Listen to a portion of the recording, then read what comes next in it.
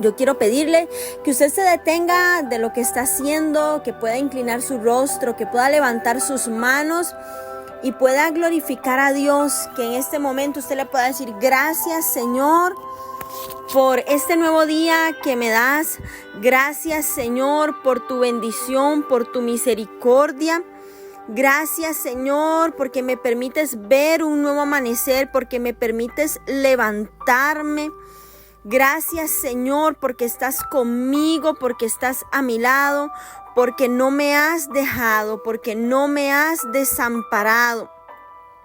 Gracias, Señor, porque tú estás conmigo, porque no me has abandonado en ningún momento. Gracias, Señor, por tu bendición.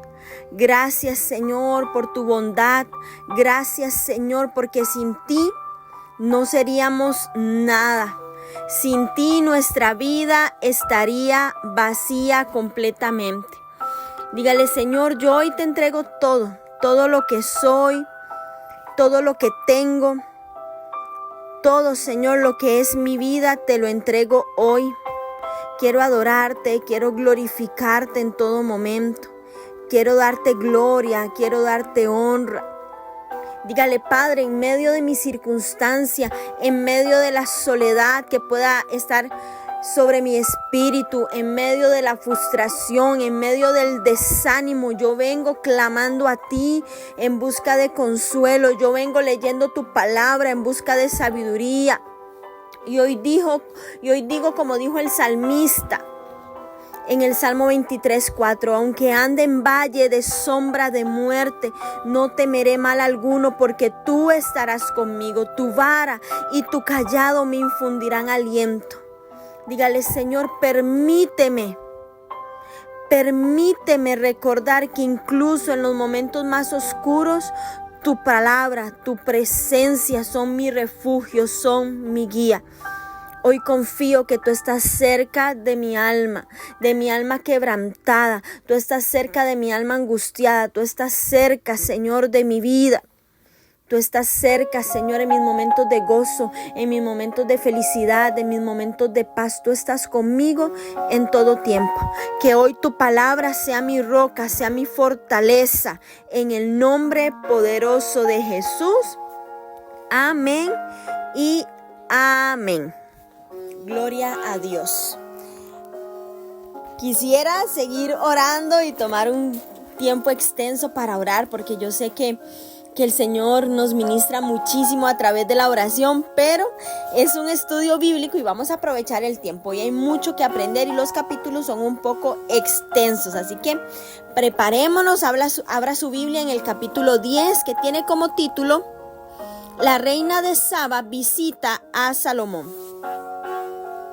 Oyendo la reina de Saba la fama que Salomón había alcanzado por el nombre de Jehová, vino a probarle con preguntas difíciles, y vino a Jerusalén con un séquito muy grande, con camellos cargados de especias y oro en gran abundancia, y piedras preciosas. Cuando vino a Salomón, le expuso todo lo que en su corazón tenía.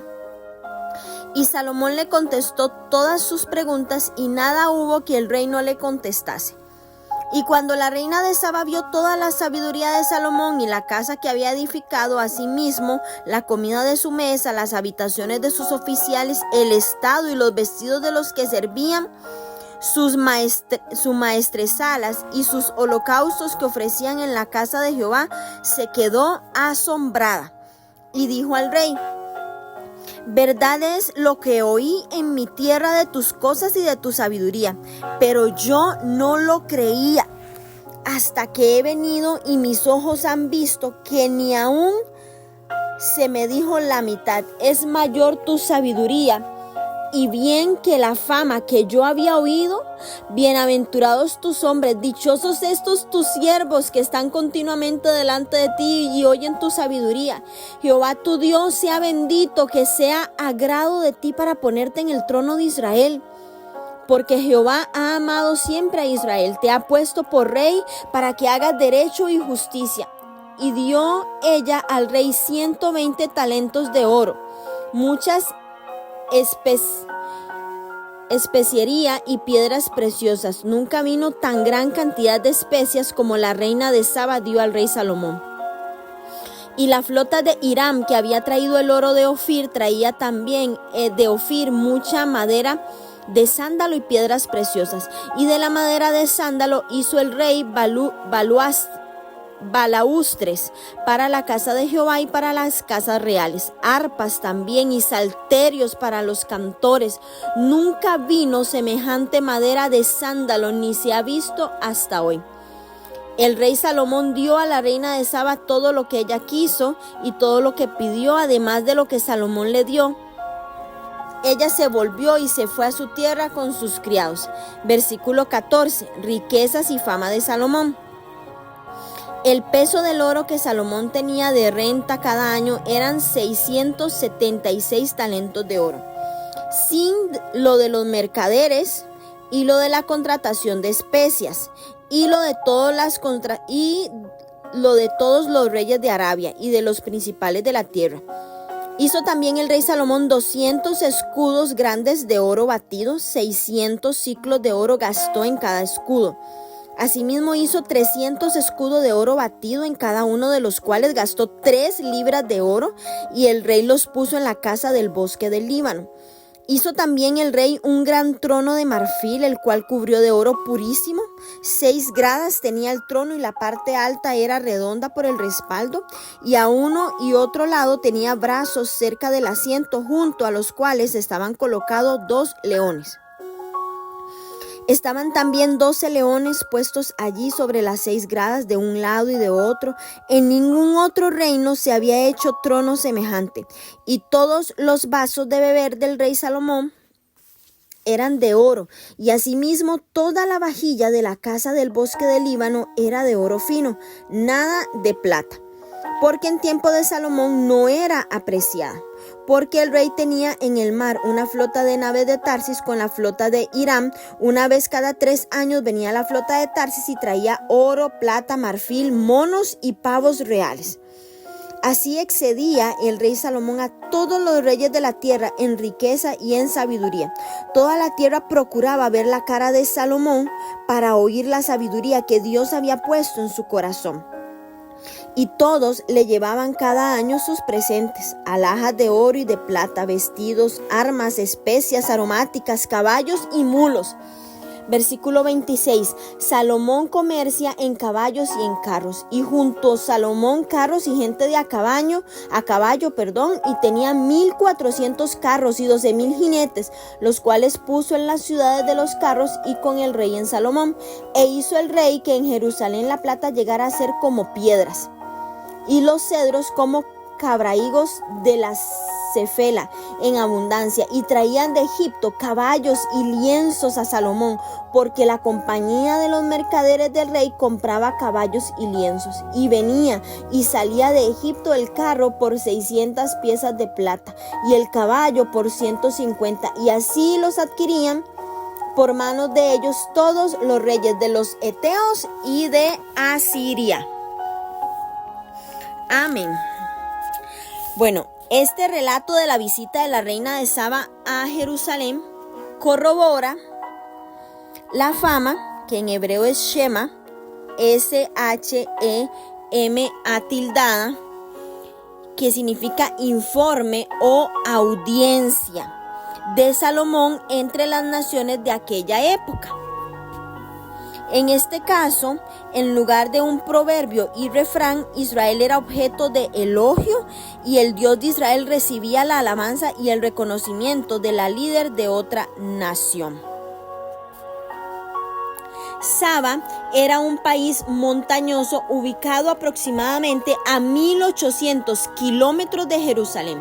Saba puede que haya sido el país de los sabeos y se le identifica como el moderno Yemen. La reina de Saba fue a ver por sí misma si todo lo que había escuchado acerca de Salomón era verdad. A menudo se recurría a concursos usando acertijos y proverbios para probar la sabiduría. La reina pudo haber usado alguno de estos cuentos cuestionando a Salomón. Cuando se dio cuenta de la cantidad de riqueza y sabiduría, esta mujer quedó asombrada. En otras palabras, ya no disputó más su poder o su sabiduría. Ya no fue más una rival, sino una admiradora.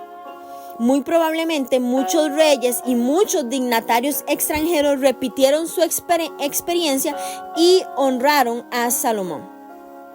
Se quedó asombrada, dice la palabra, y es que la reina de Saba se maravilló de la riqueza y de la sabiduría de Salomón. No solo se maravilló de las ceremonias en el templo, sino que observó hasta los detalles más insignificantes en la casa y los asuntos públicos de Salomón. Se hallaban tan ordenados que todos los súbditos, las mujeres y los siervos estaban felices. Como testigo presencial de la riqueza y la sabiduría de Salomón, su evaluación del reino brindó una opinión externa sobre Israel en el apogeo de su esplendor como nación. Ella también atribuyó la abundancia al eterno amor del Señor por Israel y enfatizó el propósito de Dios al constituir a Salomón en rey para que hiciera derecho y justicia. Esta apreciación contrasta muy agudamente con la posterior descripción de la decadencia de la nación debido a la idolatría de Salomón que vamos a leer en el capítulo 11. Y esto nos deja ver cómo todo puede cambiar en un instante. Todo parece indicar que la reina de Saba era pagana y aún así ella se percató de que el Señor, que Yahvé, el Dios de Israel, era la fuente de todas las bendiciones recibidas por Salomón. Vemos cómo el escritor nos selecciona cuidadosamente los detalles que en un conjunto presentan dos retratos opuestos del rey Salomón. Por un lado, Salomón merece ser elogiado por establecer y mantener un imperio sin comparación en riquezas y en sabiduría. Por otro lado, la extravagante acumulación de riquezas, en particular de caballos, carros, especialmente los que traían de Egipto. Esto violaba el mandamiento del Señor respecto a los reyes de Israel que se les indicó en Deuteronomio 17, 14 al 17. El comercio entre Israel y todos los reyes de los heteos y de Siria es otra evidencia de desprecio negligente hacia la identidad espiritual de Israel entre las naciones. Y es que el ingreso anual de oro eran toneladas, además de los impuestos que se pagaban por las caravanas, los mercaderes y los monopolios estatales, como les decía, entre los reyes heteos y los de Siria. Cuando Salomón pidió sabiduría, Dios le prometió también riquezas y honor. Y estos versículos muestran cuán grande llegó a ser la riqueza. Israel ya no era una nación de segundo orden, sino a la altura de su poder y riqueza. Las riquezas de Salomón se hicieron legendarias. Grandes hombres vinieron de muchas naciones para escuchar al poderoso rey de Israel. Jesús más tarde se referiría a Salomón con toda su gloria. Dios había elevado a este insignificante grupo de personas al pináculo del poder político y económico. ¿Por qué la Biblia hace mucho énfasis en las posesiones materiales de Salomón? Bueno, en el Antiguo Testamento las riquezas eran consideradas evidencia tangible de la bendición de Dios. La prosperidad era vista como prueba de una vida correcta. En los libros de Eclesiastés y de Job se desarrolla este concepto en una perspectiva adecuada. En condiciones ideales, la gente prospera cuando Dios dirige su vida, pero la prosperidad no está garantizada. Las riquezas no demuestran que una persona está viviendo correctamente ante Dios, y la pobreza, mujeres, tampoco es un indicador de pecado. Es más, una evidencia mayor de que uno está viviendo para Dios es la presencia de sufrimiento y persecución. El tesoro más importante no es terrenal, sino celestial. El regalo que tiene más valor no tiene precio y es el regalo de la salvación ofrecido por Dios a todas nosotras. el acumular carros, gente de a caballos, un gran harén, increíbles riquezas. Salomón estaba violando los mandamientos de Dios para un rey. ¿Por qué estaban prohibidas estas cosas? Dios sabía cómo estas actividades dañarían a la nación tanto política como espiritualmente. Mientras más lujosa era la corte de Salomón, más se incrementaban los impuestos para el pueblo. Esta imposición excesiva trajo intranquilidad y pronto maduraron las condiciones para una revolución. Con todo lo que quería Salomón, olvidó a Dios y permitió que influencias paganas entraran en su corte por medio de sus esposas, logrando así acelerar la corrupción espiritual de la nación. Esta visita de la reina de Saba, este relato donde vemos esta visita diplomática de una monarca a la corte de Salomón, se debe reconocer que la reina en este caso no es solo la esposa de algún rey, ella controla su país y es muy probable que tratos comerciales entrarían en juego, aunque este elemento no lo vemos en la narración. La arqueología nos ha provisto del conocimiento de un reino bien establecido en la parte sudoeste de Arabia. Además, inscripciones confirman alusiones bíblicas a la presencia de sabeos en la parte norte de Arabia. No hay nada fuera de lugar que hubiera un intercambio de regalos lujosos, pues era la costumbre oriental. El relato bíblico reporta fielmente el asombro y la admiración de la reina de Saba por la opulencia en la que vivía Salomón y por sus destrezas administrativas, aunque es muy probable que su informe a su propia corte haya sido tal vez menos exuberante. La visita de esta reina se puede considerar como el segundo acontecimiento más importante después de la construcción del templo, y es así no solo por lo notable de la visita, sino porque el mismo Jesús se refirió a ella en Mateo 12:42. ¿Cuáles eran sus motivos? La reina de Saba había oído acerca de la forma maravillosa en que Dios había bendecido a Salomón, de sus obras, y por eso decide viajar con su caravana de camellos cargados con 4,000 kilos de oro y especies aromáticas. Debió haber durado muchas semanas trasladándose. Y esta visita nos revela cosas muy importantes. Número 1, que la fama de Salomón había llegado a todas partes. Y qué testimonio tan hermoso debió haber dado esta extranjera al regresar a su tierra. Segundo, que Salomón tuvo éxito en testificar de su Dios al mundo de su tiempo. No hay duda de que la fama de Salomón estaba unida al nombre de aquel que tanto lo había bendecido, Jehová. Número 3. La obediencia y la fidelidad a Dios traen como resultado bendición. Tercero, cuanto más poderosos hubieran sido este testimonio, si no lo hubiera debilitado por malgastar tiempo, riqueza y energía en cosas inútiles, las mismas solo sirvieron para satisfacer antojos personales. Cuánto exceso de lujo y vanidad. Las riquezas que entraron al reino de Salomón son impresionantes. Imagínense que cada año ingresaban más de 22,000 kilogramos de oro. Se estima que al total de ingresos anuales sobrepasaba a los 100 millones de dólares. Un resumen de esta riqueza lo vemos en este relato. ¿Cuánto costaría hoy cada una de estas cosas hechas de marfil y de oro refinado? Sin duda que el trono significaba la perfección, el poder y el señorío del rey cuando estaba ejerciendo juicio. Los escudos de oro que servían solo de adorno, pues como metal el oro era demasiado suave como para usarlo para este propósito. Los escudos estarían cubiertos de oro y pareciera que estos escudos existían solo para lucir la riqueza de Salomón. Serían usados en desfiles y en otros actos públicos. La historia nos dice que Salomón tenía el monopolio del comercio en su tiempo. El ganarse el reconocimiento y el respeto de todos los reinos vecinos significaba el ingreso de entradas fabulosas en regalos y en mercancías. Fue Salomón quien inició el uso de caballos y carros en tiempo de paz. Esto era una señal de mucha riqueza. Todo este comercio más el pago de impuestos, además de otras industrias como el hierro y el cobre, hicieron que el reino de Salomón el más rico, grande y poderoso de su tiempo. Un comentarista afirma que Israel fue el reino más poderoso del mundo conocido. Jerusalén, la ciudad más hermosa, el templo, el edificio más costoso y glorioso del mundo. No en vano la reina de Saba tuvo que exclamar admirada, y he aquí que no se había contado ni la mitad.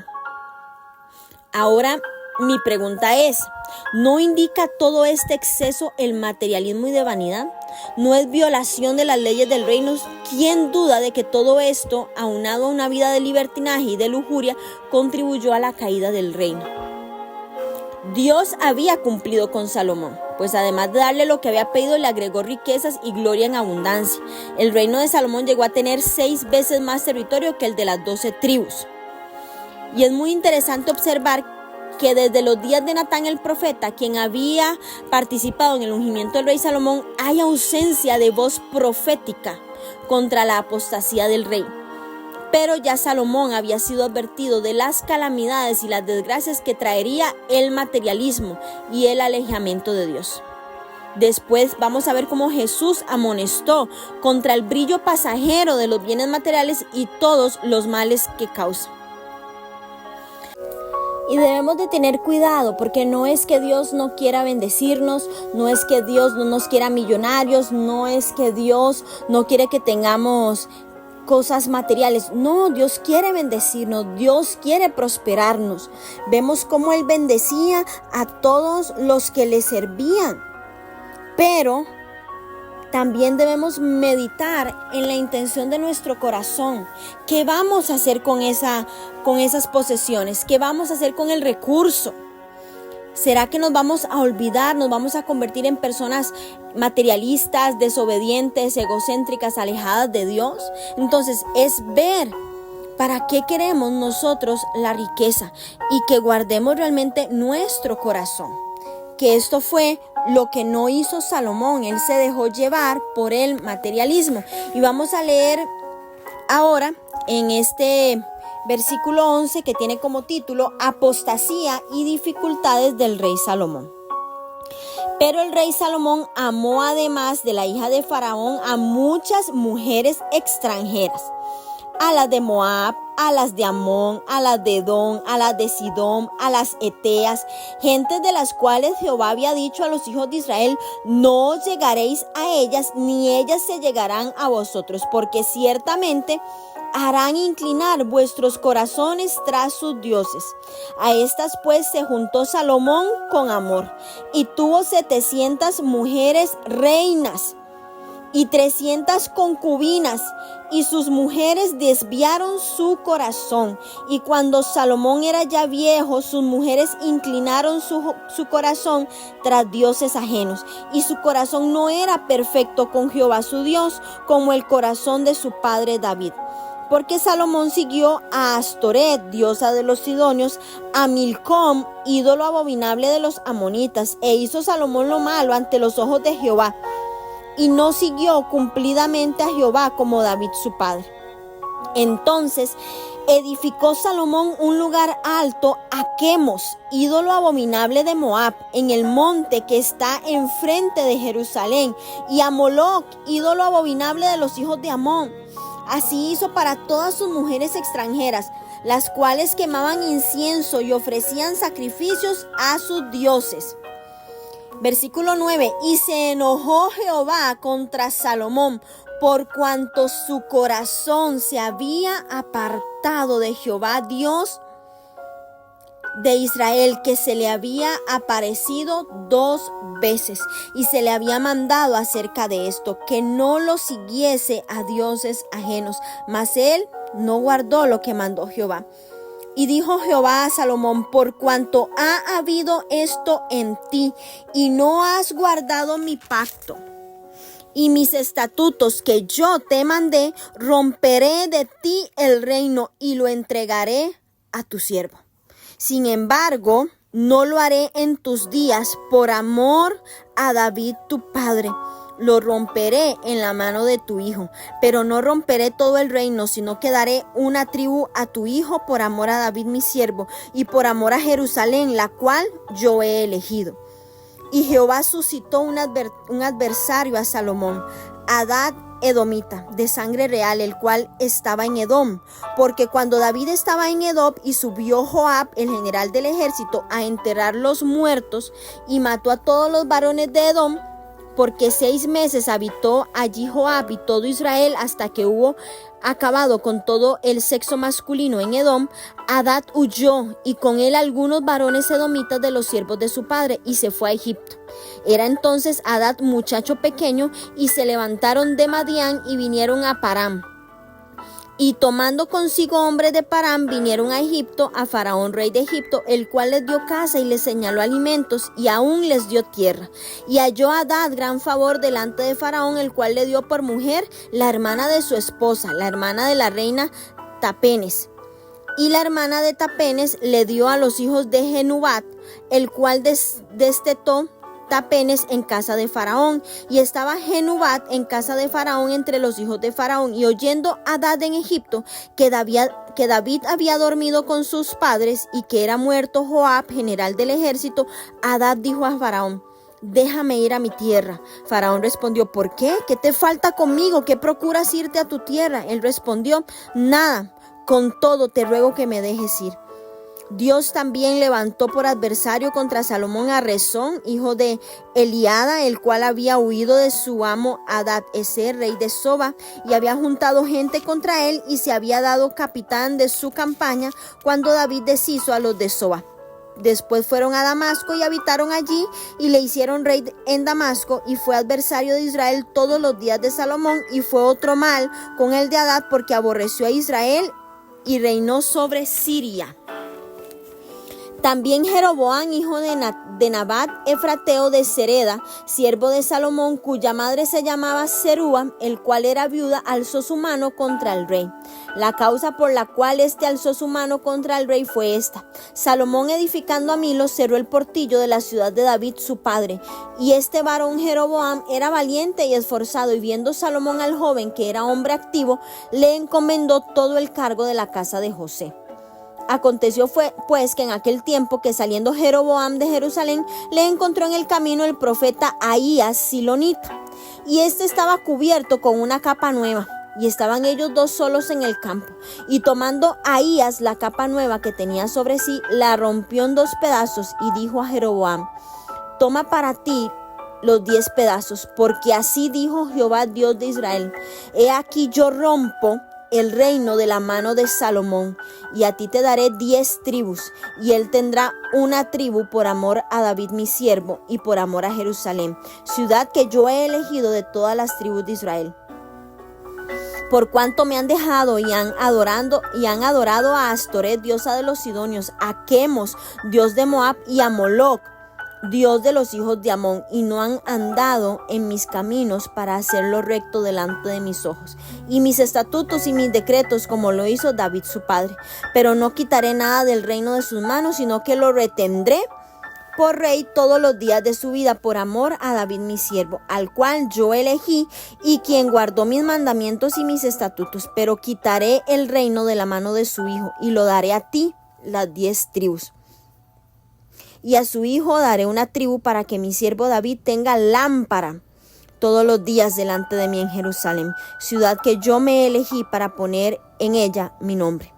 Yo pues te tomaré a ti, y tú reinarás en todas las que deseare tu alma, y serás rey sobre Israel. Y si prestares oído a todas las cosas que te mandare, y anduvieres en mis caminos, e hicieres lo recto delante de mis ojos, guardando mis estatutos y mis mandamientos, como hizo David mi siervo, yo estaré contigo, y te edificaré casa firme como la edifiqué a David, y yo te entregaré a Israel, y yo afligiré a la descendencia de David a causa de esto, mas no para siempre. Por esto, Salomón procuró matar a Jeroboam, pero Jeroboam se levantó y huyó a Egipto, a Sisac, rey de Egipto, y estuvo en Egipto hasta la muerte de Salomón. Versículo 41, muerte de Salomón. Los demás hechos de Salomón y todo lo que hizo y su sabiduría, ¿no está escrito en el libro de los hechos de Salomón? Los días que Salomón reinó en Jerusalén sobre todo Israel fueron 40 años. Y durmió Salomón con sus padres, y fue sepultado en la ciudad de su padre David, y reinó en su lugar Roboam, su hijo. Amén. Bueno, de la muerte de Salomón vamos a leer más en el libro de Segunda de Crónicas, en el capítulo 9. Vamos a conocer un poco más sobre su muerte. Este capítulo 11 es muy interesante porque vemos muchas cosas. Aunque al principio Salomón llevó a la nación a adorar al Señor, con el tiempo vemos cómo él desatendió sus responsabilidades.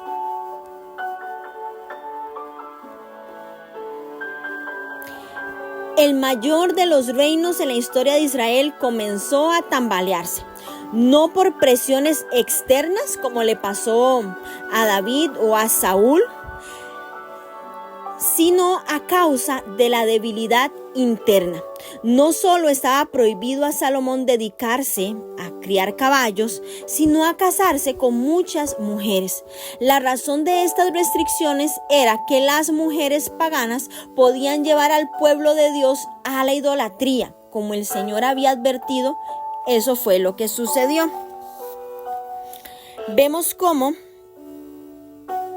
su amor por muchas mujeres extranjeras, literalmente las amo a todas, finalmente alejó el corazón de Salomón de Dios. El Señor había prohibido explícitamente el casamiento entre los israelitas y los descendientes de los cananeos en Deuteronomio 7 del 1 al 4. Respecto a la advertencia de Dios de que las esposas cananeas desviarían a tu hijo de en pos de mí y servirían a dioses ajenos, eso nos lo dice Deuteronomio 7:4. Salomón esta vez comete el error común de pensar que él era la excepción, que a él no le iba a pasar eso. Sin embargo, sucedió, sus mujeres inclinaron, que en hebreo es natá, N-A-T-A-H, volcar, influir, estirar, apartar su corazón tras dioses ajenos. ¿Y qué cuidado debemos de tener con quienes nos aliamos? ¿Quién es nuestro esposo? ¿Quién es nuestro novio? ¿Quiénes son nuestras amistades? Porque sí influyen, sí nos vuelcan, sí nos estiran, sí nos apartan del corazón de Dios, de la verdadera adoración. A pesar de que Salomón tenía claras las instrucciones de Dios de no casarse con mujeres de naciones extranjeras, decidió no hacer caso de los mandatos de Dios.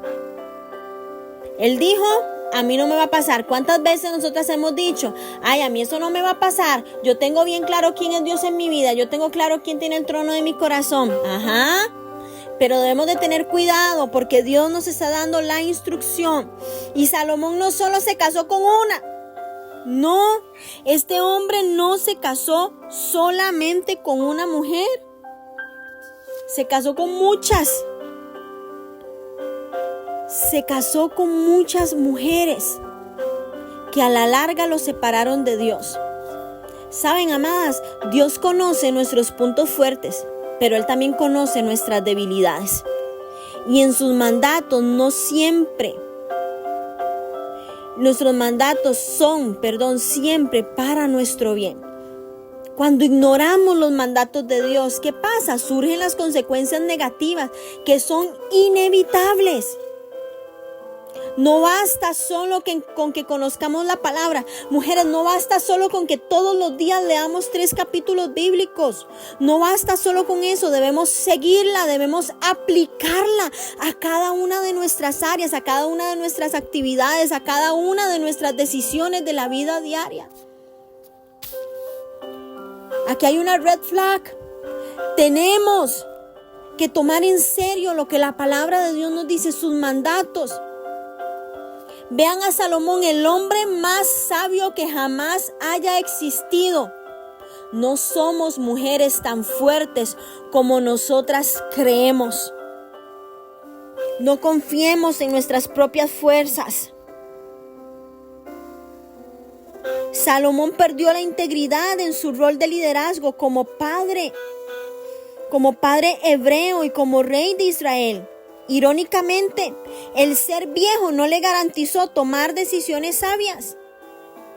A pesar de toda la sabiduría, Salomón tenía puntos débiles.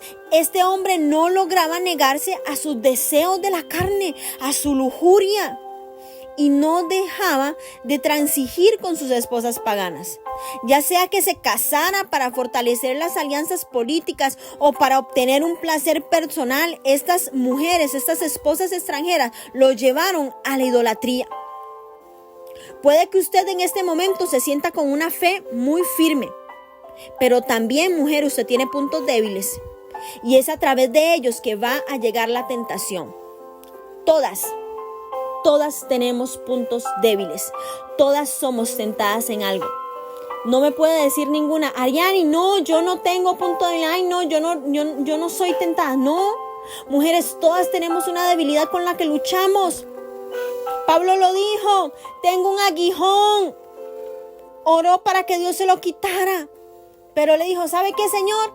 Déjeme el aguijón, porque ese aguijón me recuerda que yo soy un ser humano que necesita depender de ti. Tenemos que entregar nuestras debilidades a Dios, pero fortalecernos en esa debilidad. Puede que usted tenga una fe firme, pero los puntos débiles es a través de ellos que el enemigo va a venir y te va a tentar. ¿Qué tiene que hacer?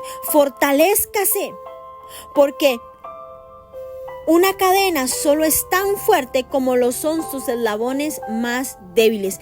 Si una persona tan fuerte y tan sabia como Salomón cayó, mujeres, imagínense nosotras. ¿Cuánto más nosotras? Por eso tenemos que aplicar la palabra de Dios a nuestra vida.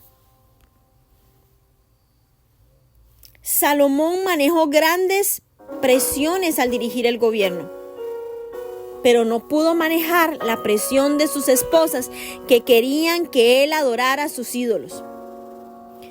Las que son casadas me entienden que dentro del matrimonio, y las que son solteras también, dentro de las relaciones es difícil resistir a la presión.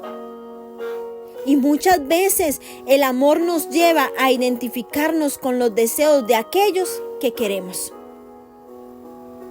Hacemos las cosas por complacer. Hacemos las cosas, ay, voy a ir solo una vez. Ay, yo voy a hacer esto solo una vez. Ay, yo voy a ceder al pecado solo una vez. Ay, voy a fornicar solo una vez. Ay, voy a solo una vez, solo una vez, solo una vez. Hasta que esa vez se convierte en muchas veces y cuando vemos, ya estamos atadas al pecado. Y Salomón, al enfrentarse a la presión, al principio la resistió, manteniéndose puro a su fe, pero que comenzó a tolerar prácticas. Comenzó a tolerar cosas en su vida y después él mismo se vio envuelta en ella y encontró una explicación racional al peligro potencial que significaba para él y para su reino. Dios nos pide que no nos casemos con personas que no poseen nuestro mismo compromiso con Él. Dios nos pide que no hagamos alianzas. Que no hagamos alianzas con personas que no tienen nuestro mismo compromiso con Él. ¿Debido a qué? Por naturaleza. Por la naturaleza pecaminosa que tenemos, deseamos agradar, deseamos identificarnos con aquellos a quienes amamos. El rey había provocado voluntariamente la ira del Señor al rechazar a Jehová, Dios de Israel, el verdadero Dios que se le había aparecido personalmente. Vemos cómo se menciona a la diosa Astoret, que era la diosa cananea de la fertilidad. Y es no solo que se adoraba, sino lo que implicaban estas adoraciones. Por ejemplo, a Astoret, que era la diosa de la fertilidad, su culto incluía no solo ritos sexuales, sino también la astrología. El culto de Moloch incluía sacrificios humanos, especialmente de niños. El culto a Quemos era cruel también. Se centraba en la astrología. Astoret era un amante del dios Baal. Milcom puede ser otro nombre para Moloc, que era el dios nacional de los amonitas, llamado abominable, porque sus ritos de adoración incluían sacrificios terribles. Los israelitas fueron advertidos en contra de adorar a otros dioses en general, pero a Moloc en particular. ¿Por qué? Porque sacrificaba niños. Y aún en medio del juicio contra Salomón, Dios muestra misericordia al prometerle que el reino no sería quitado mientras viviera y al asegurarle que su hijo reinaría sobre una de las tribus de Israel. Aunque Dios le dice a Salomón, romperé, que en hebreo es Kará, Q-A-R-A tildada, que es rasgar, arrancar, desgarrar. Dice, romperé, rasgó de ti el reino. Tal división no se iba a producir durante su reinado. ¿Por qué? Por amor a David. Y por amor a David y a Jerusalén, Dios le iba a dar una tribu. Que una tribu en hebreo es Shevet. S-H-E tildada B-E-T, que es una vara, un bastón, una rama, un báculo, un centro. En sentido figurado, la representación del líder de una familia. Entonces, él le dice, yo te voy a dar una tribu, al hijo de Salomón, para garantizar que un descendiente de David permanecería en el trono. Salomón no se apartó de Dios de una vez o en un breve momento. Su frialdad espiritual comenzó de a poquito. Comenzó alejándose de las leyes de Dios. Poco a poco, al pasar de los años, ese pequeño pecado creció hasta que causó la caída de Salomón.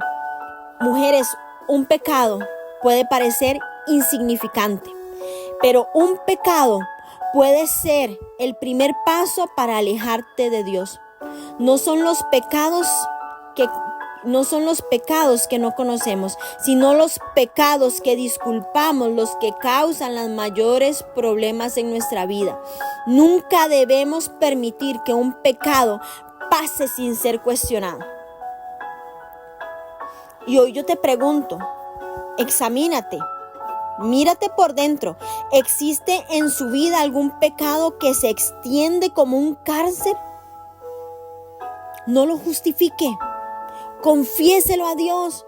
Pídale fortaleza para resistir la tentación. ¿Qué le dijo Dios a Salomón? Por cuanto no hiciste como David tu padre. David tenía un corazón de arrepentimiento. Lo confrontaban y le decían, hiciste lo malo delante de Dios. Inmediatamente se estaba arrepintiendo, inmediatamente estaba pidiendo perdón, inmediatamente estaba haciendo sacrificio. ¿Qué era lo que no hacía Salomón? No seamos como ellos. Inmediatamente, si pecamos en algo, si hay un pecado ahí que nos está comiendo por dentro, nos está devorando la vida, no lo justifiquemos más, confesémoslo a Dios, arrepintámonos, buscamos. Dígale, examíname, oh Dios, límpiame y seré más blanca. Límpiame con hisopo. Dígale al Señor, pero no se quede callada. ¿Por qué? Porque el mismo salmista le dijo, mientras callé, se envejecieron mis huesos. El pecado nos devora, el pecado nos destruye, y no solo nosotros, sino toda nuestra generación. El reino poderoso y glorioso de Salomón, que pudo haber sido bendecido eternamente, por el contrario, estaba llegando a su fin. Salomón tenía las promesas de Dios, su guía y las respuestas a sus oraciones, y aún así permitió que el pecado permaneciera alrededor de él. A la larga, ese pecado lo corrompió hasta el punto que ya no estaba interesado en Dios. El Salmo 127, que escribió Salomón, expresa: si Jehová no edificare la casa, en vano trabajan los que la edifican. Salomón había comenzado a poner los cimientos con Dios, pero no continuó haciéndolo en sus últimos años, y como consecuencia lo perdió todo. Mujeres, no basta solo con empezar correctamente a construir nuestro matrimonio. No basta solo con empezar a construir correctamente nuestra carrera. No basta solo con empezar correctamente a construir una iglesia, una relación. No basta solo con empezar bien sobre los principios de Dios. Debemos mantenernos fieles a Dios hasta el final. Debemos tener el control de nuestra carne desde el principio hasta el fin. La reputación de Salomón trajo aclamación y riqueza de muchas naciones, pero él desobedeció a Dios al casarse con mujeres paganas y al adorar sus dioses. Por lo tanto, Dios levantó enemigos como Adad-Dedón y Rezón de Soba, que actualmente es Siria. Jeroboam en Sereda fue otro enemigo que a la larga dividiría este poderoso reino. El texto nos deja claro que no solo el destino de Salomón dependía de guardar el pacto, sino que el levantamiento y la caída de las naciones enemigas también estaba en manos de Dios. Vemos cómo se levanta Jeroboam. Alzó su mano, es una expresión que significa se rebeló. Levantó su mano para amenazar contra Salomón cuando Jehová, Dios de Israel, le reveló a través del profeta Ahías que él tomaría 10 tribus del reino de la mano del hijo de Salomón y se las daría a Jeroboam. La reacción de Salomón me recordó muchísimo a la experiencia de Saúl cuando Dios rompió el reino de Israel y se lo entregó a David. Y vemos cómo la narración también hace eco de la elección de David por parte de Dios y revela tanto por Samuel como por los esfuerzos de Saúl para matar a David por celos, dado que Israel había dejado, abandonado, apartado al Señor. Dios permitió que el Reino Unido de Israel una vez más se dividiera tras la muerte de Salomón. Dios designa a Jeroboam para que como rey sobre Israel deshiciera lo que el pueblo había hecho guiado por Salomón. El Señor le extendió a Jeroboam la relación de pacto que Salomón había roto. El ascenso de Jeroboam al poder fue orquestado por Dios, a diferencia de los relatos sobre cómo Dios escogió a Saúl, David y Salomón. El texto no indica que Jeroboam haya sido ungido. Cuando Ahías rompió la capa que representaba a la nación unificada de Israel en 12 pedazos, que representan las 12 tribus, enfatizó simbólicamente que nadie haría tal cosa a una prenda nueva sin una buena razón, como un vestido nuevo que no se rasgaría fácilmente por sí solo. Israel se dividiría únicamente cuando y como el Señor lo decidiera. La separación física de los 10 trozos de los otros 2 también considerados estos como una tribu, la cual se llamaría Judá por su espacio geográfico mayor, también ilustraba la dura realidad de la medida que Dios estaba a punto de tomar. El daño ya era irreparable. Solo otra prenda nueva podría reemplazar la que había roto la propia mano del Señor. Dios mismo quitaría el reino de la mano del hijo de Salomón y se lo daría a Jeroboam, excepto la tribu de David y Jerusalén, que era la ciudad elegida por el Señor para poner su nombre. De todos los reyes de Israel, David continuó siendo el modelo. Y no porque fuera un santo, sino porque tenía un corazón arrepentido. Dios prometió no solo mantener una lámpara en Jerusalén, sino también limitar su juicio sobre Israel. Vemos cómo el relato del proceso que toma de decisiones de Roboam enfatiza la falta de sabiduría a diferencia de su padre Salomón, y va a exponer un claro contraste entre la diplomacia aconsejada por las voces de la experiencia y la autoridad y la dura respuesta recomendada por sus pares. Esto lo vamos a ver en el capítulo 12, que tiene como título Rebelión de Israel. Roboam fue a Siquem porque todo Israel había venido a Siquem para hacerle rey. Y aconteció que cuando lo oyó Jeroboam, hijo de Nabat, que aún estaba en Egipto, donde había huido delante del rey Salomón y habitaba en Egipto, enviaron a llamarle. Vino pues Jeroboam y toda la congregación de Israel y hablaron a Roboam diciendo: tu padre agravó nuestro yugo, mas ahora disminuye tú algo de la dura servidumbre de tu padre y del yugo pesado que puso sobre nosotros, y te serviremos. Y él les dijo: idos de aquí 3 días, y de aquí a 3 días volved a mí. Y el pueblo se fue, y entonces el rey Roboam pidió consejo de los ancianos que habían estado delante de Salomón, su padre, cuando vivía, y dijo: ¿cómo aconsejáis vosotros que responda a este pueblo? Y ellos hablaron diciendo: si tú fueres hoy siervo de este pueblo, y los sirvieres, y los respondiéndoles buenas palabras les hablares, ellos te servirían para siempre.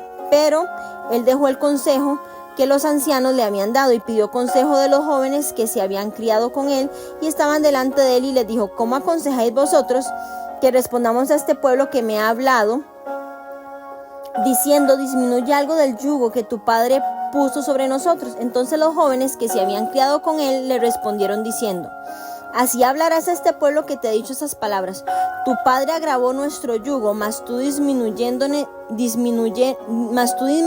algo, así les hablarás. El menor dedo de los míos es más grueso que los lomos de mi padre. Ahora pues mi padre os cargó de pesado yugo, mas yo añadiré a vuestro yugo. Mi padre os castigó con azotes, mas yo os castigaré con escorpiones. Al tercer día vino Jeroboam con todo el pueblo a Roboam, y según el rey lo había mandado, diciendo: volved a mí al tercer día. Y el rey respondió al pueblo duramente, dejando al consejo que los ancianos les habían dado, y les habló conforme al consejo de los jóvenes, diciendo: mi padre agravó vuestro yugo, pero yo añadiré a vuestro yugo. Mi padre os castigó con azotes, mas yo os castigaré con escorpiones. Y no oyó el rey al pueblo, porque era designio de Jehová, para confirmar la palabra que Jehová había hablado por medio de Ahías silonita a Jeroboam, hijo de Nabat. Cuando todo el pueblo vio que el rey no les había oído, le respondió estas palabras diciendo: ¿qué parte tenemos nosotros con David? ¿No tenemos heredad en el hijo de Isaí? Israel, a tus tiendas, provee ahora en tu casa, David. Entonces Israel se fue a sus tiendas, pero reinó Roboam sobre los hijos de Israel que moraban en las ciudades de Judá. El rey Roboam envió a Adoram, que estaba sobre los tributos, pero lo apedreó todo Israel y murió. Entonces el rey Roboam se apresuró a subirse en su carro y huir a Jerusalén. Así se apartó Israel de la casa de David hasta hoy. Y aconteció que oyó todo Israel que Jeroboam había vuelto. Enviaron a llamarle a la congregación y le hicieron rey sobre todo Israel, sin quedar tribu alguna que siguiese la casa de David, sino solo la tribu de Judá. Y cuando Roboam vino a Jerusalén, reunió a toda la casa de Judá y a la tribu de Benjamín, 180,000 hombres, guerreros escogidos con el fin de hacer guerra a la casa de Israel, para hacer volver el reino a Roboam, hijo de Salomón. Pero vino palabra de Jehová a Semaías, varón de Dios, diciendo: habla a Roboam, hijo de Salomón, rey de Judá, y a toda la casa de Judá y de Benjamín y a los del pueblo, diciendo: así ha dicho Jehová: no vayáis ni peleéis contra vuestros hermanos los hijos de Israel, volveos cada uno a su casa, porque esto lo he hecho yo. Y ellos oyeron la palabra de Dios y volvieron y se fueron conforme a las palabras de Jehová. Versículo 25, el pecado de Jeroboam. Entonces reedificó Jeroboam a Siquem en el monte de Efraín y habitó en ella, y saliendo de allí reedificó a Penuel, y dijo Jeroboam en su corazón: ahora se volverá el reino a la casa de David, así este pueblo subiera a ofrecer sacrificios a la casa de Jehová en Jerusalén, porque el corazón de este pueblo se volverá a su señor Roboam, rey de Judá, y me matarán a mí y se volverán a Roboam, rey de Judá. Y habiendo tenido consejo, hizo el rey 2 becerros de oro, y dijo al pueblo: bastante habéis subido a Jerusalén. He aquí tus dioses, oh Israel,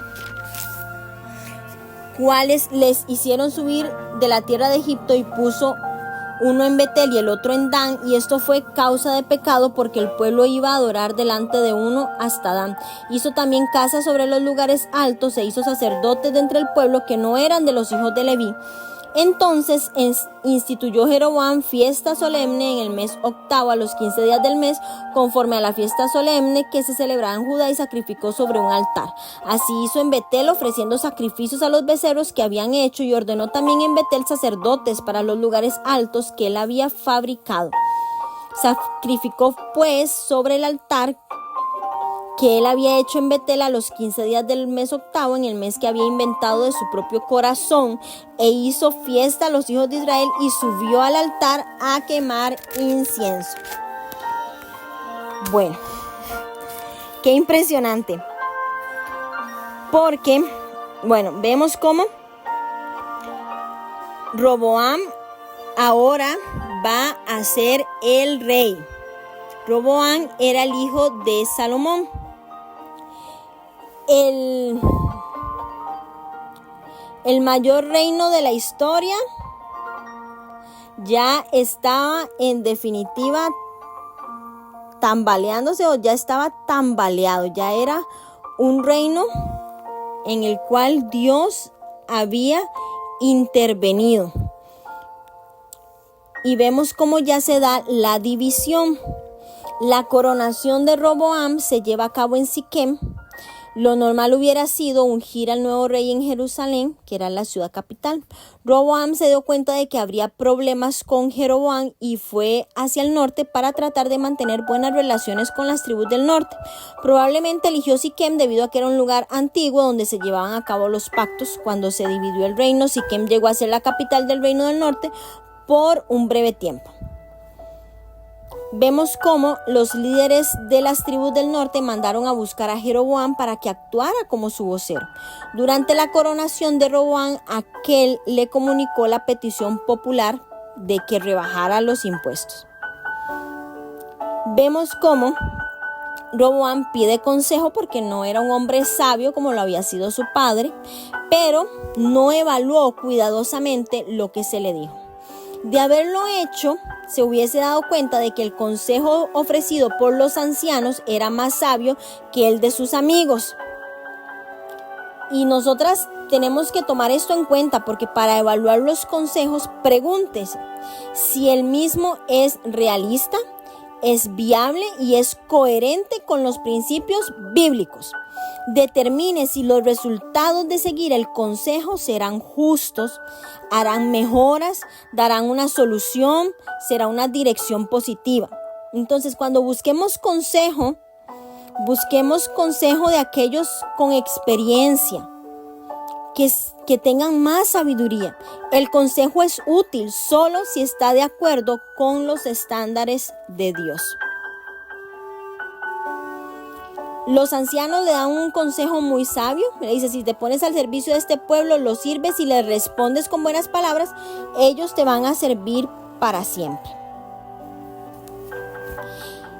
Pero vemos cómo la respuesta de los amigos le pareció más bonita a Roboam, y entonces es donde se da esta decisión tan desastrosa, porque vemos cómo se enfatiza la falta de sabiduría de Roboam, muy diferente a la de su padre, y expone un claro contraste entre la diplomacia aconsejada por la experiencia y la autoridad y la dura respuesta recomendada por sus amigos.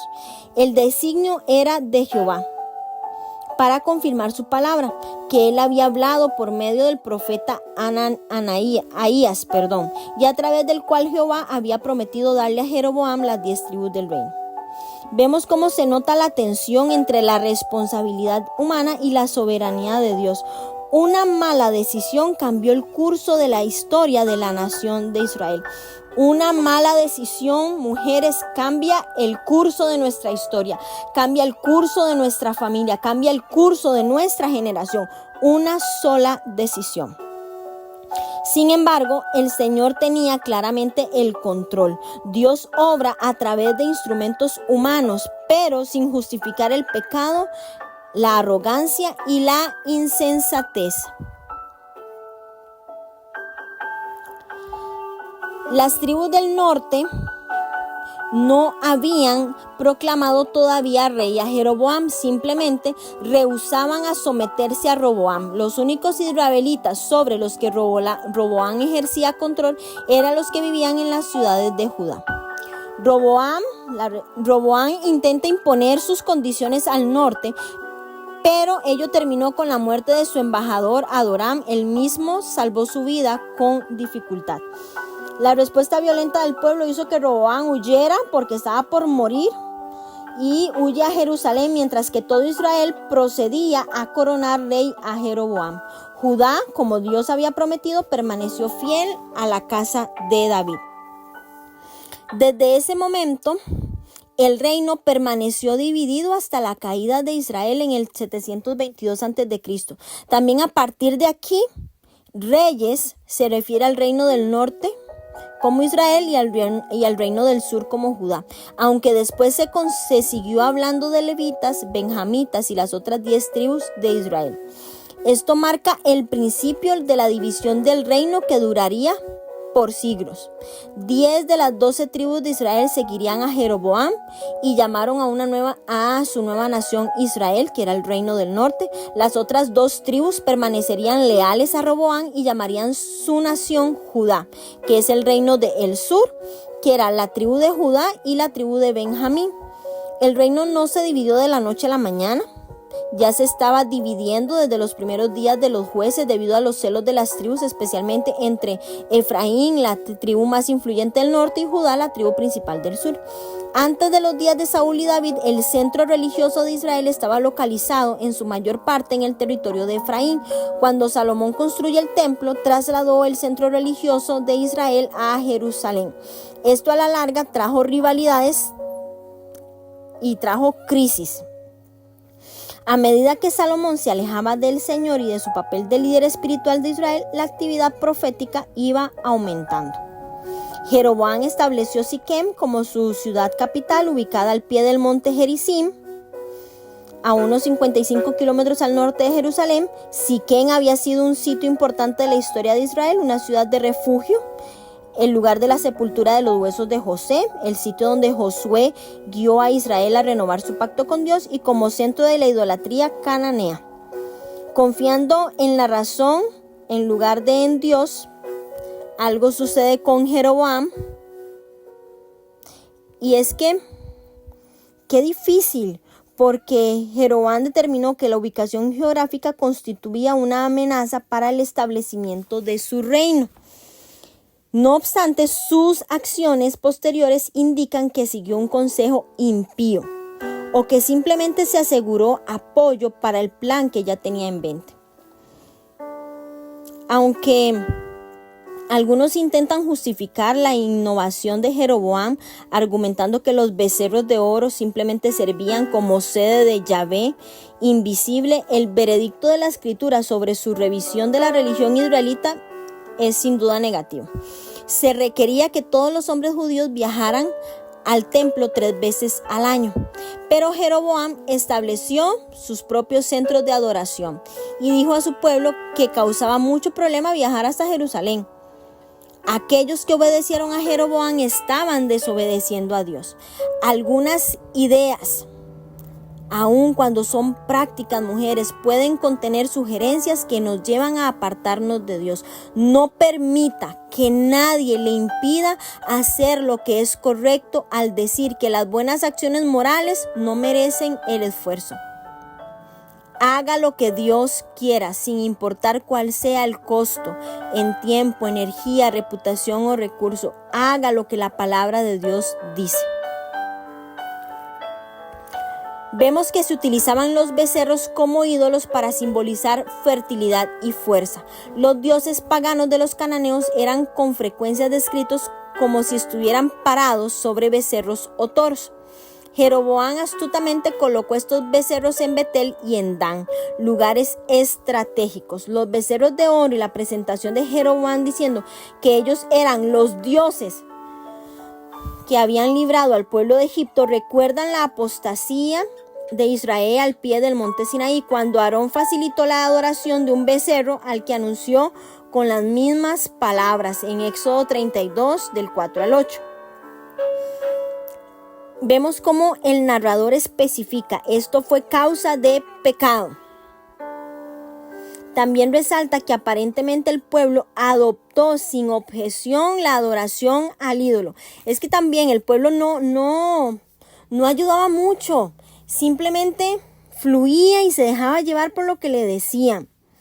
La razón de la posterior destrucción de Israel a manos de Asiria se retrotrae al pecado de idolatría del pueblo y se mencionan específicamente los 2 becerros. Y eso lo vamos a ver después en Segunda de Reyes. Jeroboam agrava el pecado al reemplazar las instrucciones de Dios sobre la adoración con normas que él había inventado. Le ofreció al pueblo diversos altares para adorar al estilo de la idolatría cananea. Después designó sacerdotes profanos que no eran los hijos de Leví y los ordenó en Betel para el servicio en los lugares altos. Número 3. Instituyó su propia fiesta religiosa, la cual se celebraría en el mes 8º para reemplazar la fiesta solemne que se celebraba en Judá en el mes 7º. Vemos cómo se señala 2 veces que el propio Jeroboam sacrificó sobre un altar e incluye en el resumen de los pecados del rey que también quemó incienso. Los pecados de Jeroboam y andar en los caminos de Jeroboam se convirtieron en críticas habituales contra los reyes de Israel. Qué impresionante cómo cada vez iba en decadencia y cómo el pueblo de Israel tenía ya eso en su corazón de idolatrar otras cosas. Jeroboam no fue un rey sabio. Y algo que yo quiero rescatar y hacer una observación es la importancia del profeta en el relato sobre los reyes. En esta historia conjunta de los reyes de Judá e Israel se hace un paréntesis para contar algo sobre los profetas. Se menciona a Ahías, a Elías, a Eliseo y otros sin nombre. Y es posible que algunos sean hijos de profetas o miembros de una comunidad o una escuela de profetas.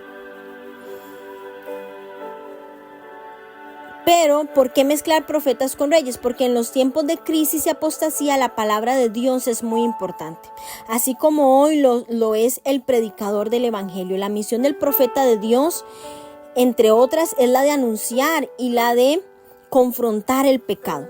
Los juicios de Dios no vienen sin advertencia. Dios es justo y santo, pero también es bondad, amor y misericordia. Hasta para él, el más miserable pecador necesita recibir una advertencia. Por eso, el ministerio del profeta es tan importante y lo vemos aquí, como entre el rey Salomón se alejaba más, entre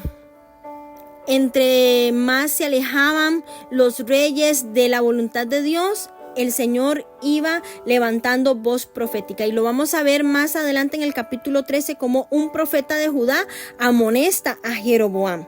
Y ahí vamos a ver la importancia del profeta en los relatos de los reyes.